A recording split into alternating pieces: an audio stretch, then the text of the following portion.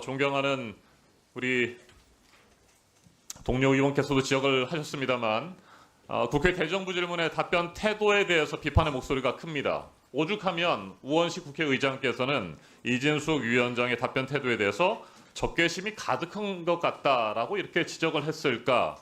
저도 비슷한 생각을 그 당시에 가지고 있었습니다. 동문서답으로 일관했고 답변할 수 없다라고 했고 이 자리에서 말하지 않겠다고 했습니다.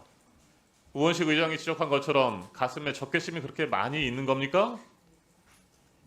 그렇게 생각하지 않습니다. 그러면 왜 그렇습니까? 우선 대정부 질의라는 것은 정부의 부처 또는 기관장에 대해서 업무와 관련한 질문을 하는 걸로 알고 있습니다. 네, 자 업무와 제가 관련해서 MBC 의 잠깐만요. 네, 업무와 보도본부- 관련해서 우리 국민들이 궁금해하는 것을 질문하는데 답변할 수 없다. 이 자리에서 말하지 않겠다. 동문서답으로 일관하는 게 맞습니까? 제가 다시 질문드립니다.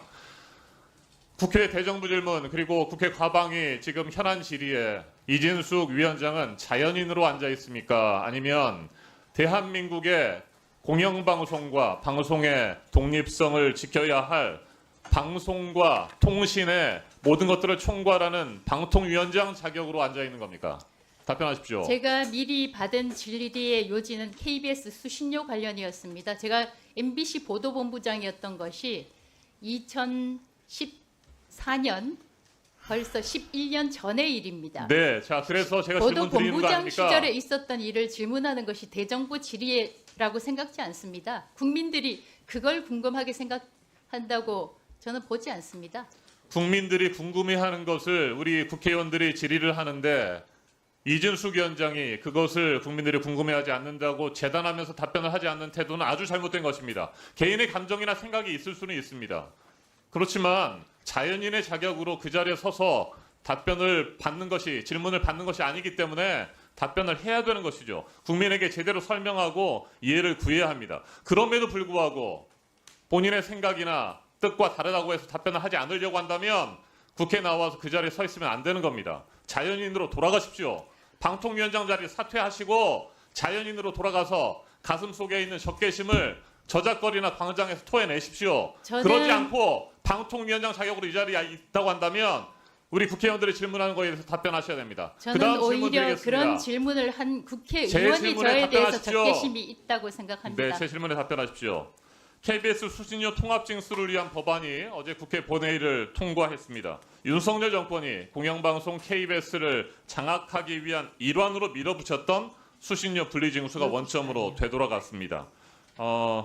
윤석열 정권은 돈줄 그러니까 수신료로 옥죄면서 KBS를 자꾸 흔들었습니다. 내부의 갈등을 유도했고 심각한 재정 위기, 경영상의 위기를 불러 일으켰습니다. 그 때문에 수많은 KBS의 전문 방송인들이 마이크와 카메라를 내려놓고 KBS를 떠나기도 했습니다. 어제 통합 징수를 위한 법안이 통과된 데 대해서 어떻게 생각하십니까? 저는 KBS 직원 4,000명, 5,000명 직종에 따라서 다르지만 KBS 직원 5,000명을 위해서 5천만 명의 국민들이 희생해야 된다고 생각합니다. 그 법안이 어제 다시 통과된 그 법안입니다. 저는 공영방송 KBS의 재원이 충분해야 한다고 생각하는 사람입니다. BBC는 KBS 수신료의 10배를 받고 있습니다. 오히려 KBS 수신료를 올려야 하는 것이 맞지 국민들이 분리징수하는 이 선택의 자유를 우리 국회가 막아서는 안 된다고 생각합니다. KBS 직원 5,000명을 위해서 전 국민, 대한민국 국민 5천만 명이 희생하는 것입니다. 그게 말이 된다고 생각하십니까? 잠깐만요.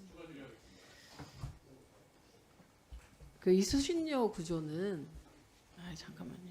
여당 그러니까 국민의힘 쪽이 여당일 때